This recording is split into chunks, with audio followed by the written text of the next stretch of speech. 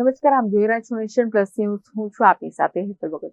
Vadodara એસીબીએ police કર્મી અને મદદગારને રૂપિયા 25,000ની લાંચ લેતા રંગે હાથે ઝડપી પાડ્યા છે.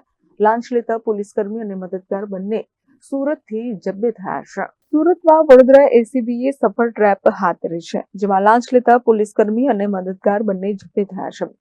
જે અંગે જાગૃત નાગરિકની એસીબીમાં ફરિયાદ હતી. આરોપીએ મસાજ પાર્લરનો ધંધો ચાલુ રાખવા પ્રોત્સાહન આપ્યું હતું. કોઈ હેરાનગતિ તેમજ કોઈ કાયદેસરની કાર્યવાહી નહીં કરવા લાંચ માંગી હતી.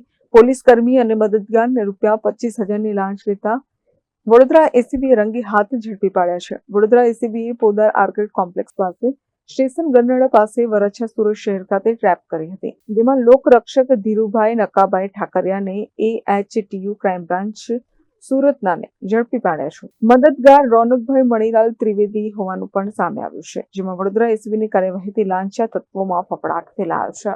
Bureau report, nation plus news, Vadodara. સમાચારોના સતત અપડેટ મેળવવા માટે અમારી નેશન પ્લસ ન્યૂઝની યુટ્યુબ ચેનલને સબસ્ક્રાઇબ કરો, બેલ આઇકન દબાવો અને જોડાયેલા રહો ફેસબુક, ઇન્સ્ટાગ્રામ અને ટ્વિટર પર.